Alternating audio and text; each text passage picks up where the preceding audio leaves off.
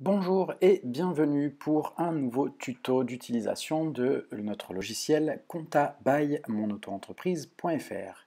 Aujourd'hui, je vais vous apprendre comment créer une facture sur notre logiciel. Tenez-vous prêts, c'est parti. Alors, depuis le tableau de bord, vous allez accéder à la page Mes devis factures, qui est juste ici sur l'onglet de droite, et vous allez pouvoir cliquer sur Créer une facture, qui se trouve juste là, le petit bouton plus, hop.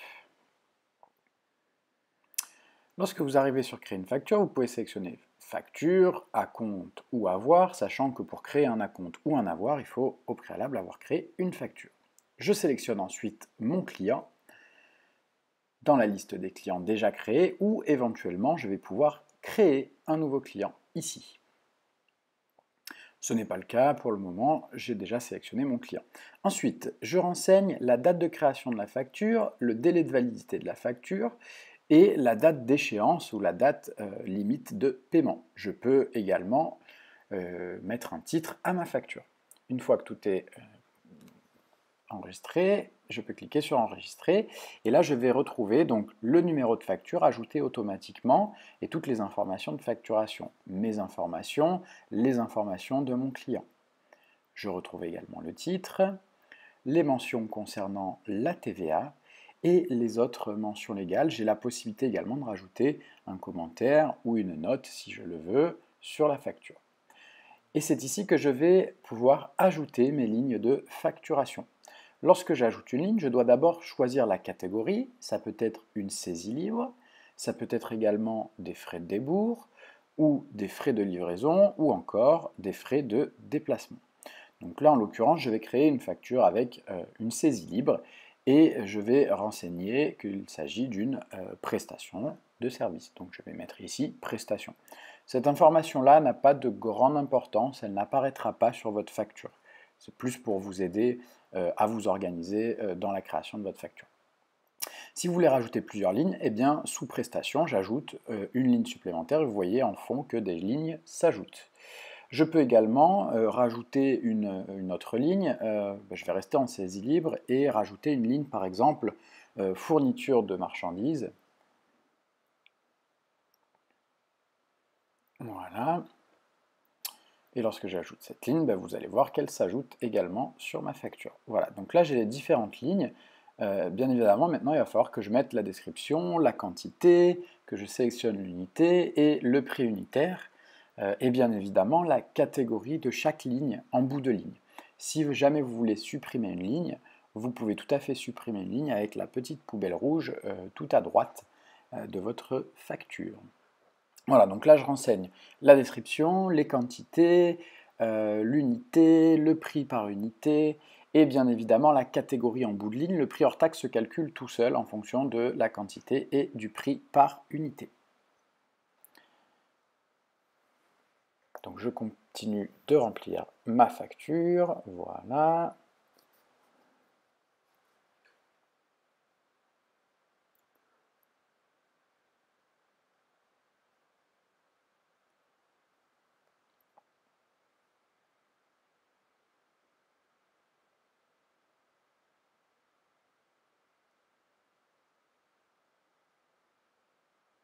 Je vais mettre animation de la soirée par exemple, hop.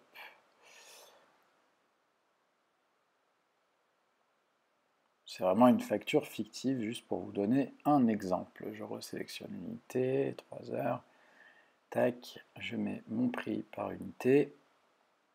Et là, évidemment, il faut que je sélectionne les catégories dans mes prestations. Donc, il va s'agir de prestations de services artisanales.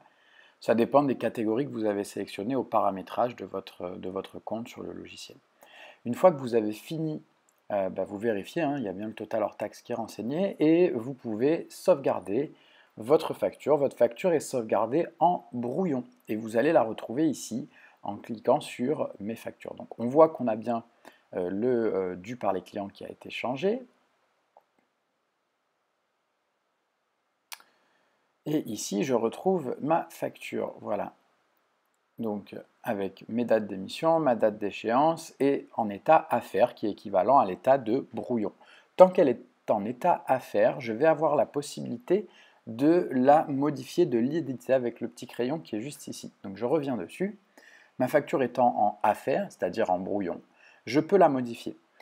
Donc je vais pouvoir changer les quantités, les prix, supprimer ou ajouter des articles. Bref, je peux refaire toutes les modifications que je veux, puisque lorsqu'elle est en affaires, elle n'est pas normalement encore envoyée à votre client.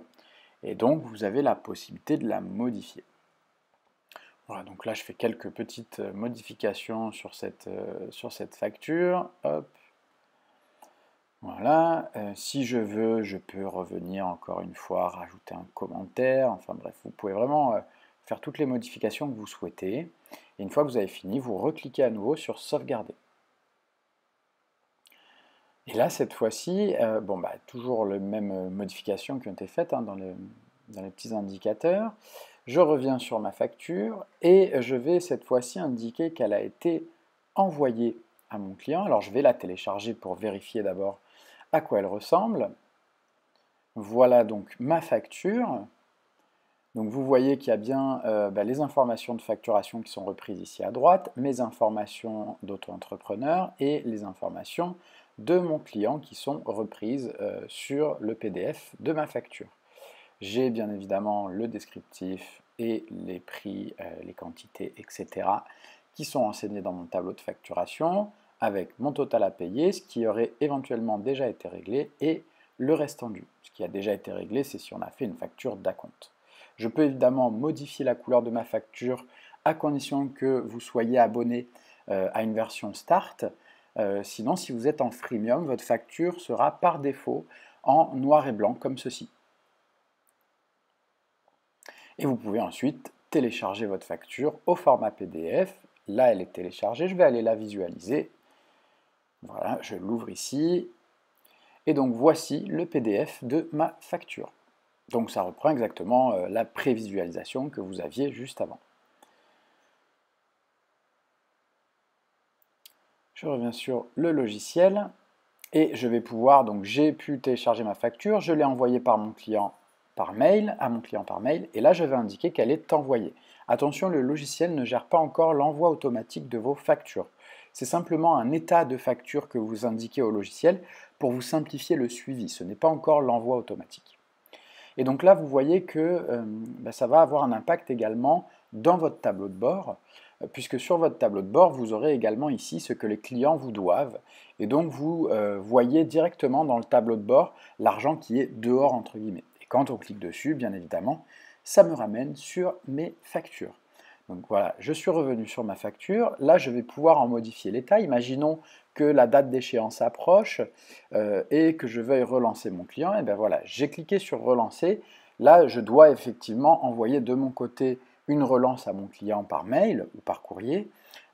Ça me permet d'avoir un paiement avant que la date d'échéance arrive.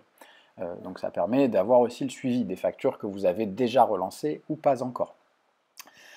Évidemment, une fois que le client vous a payé, vous pourrez indiquer que la facture est payée ici et la facture passera également en état impayé si jamais elle n'est pas payée avant la date d'échéance. Si vous indiquez qu'elle est payée, eh bien dans ce cas-là, on va vous demander la date de paiement et le mode de paiement dans une nouvelle fenêtre pop-up qui va s'ouvrir. Donc là, je sélectionne le mode de paiement par carte bancaire. Je peux modifier la date de paiement, évidemment dans le passé et pas dans le futur, ce ne serait pas logique.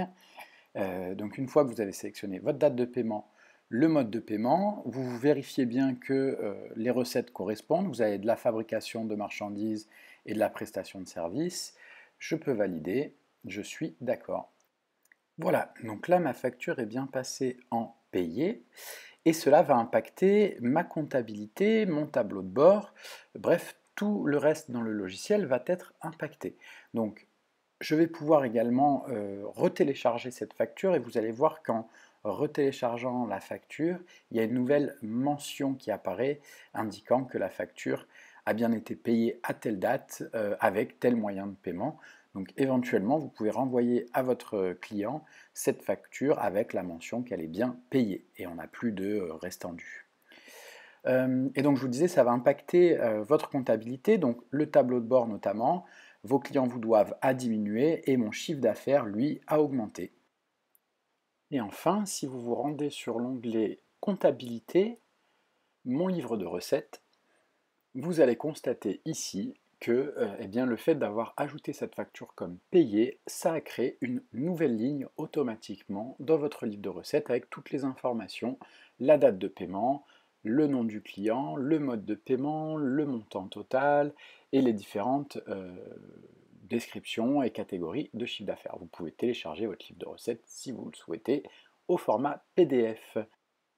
Attention, je vous précise tout de même que cette fonctionnalité livre de recettes n'est accessible que pour les personnes ayant un abonnement Start. Et voilà, c'est terminé pour cette vidéo tutoriel concernant la création d'une facture sur notre solution compta by monautoentreprise.fr. Je vous dis à bientôt pour de nouveaux tutoriels d'utilisation de notre solution. Merci et à bientôt.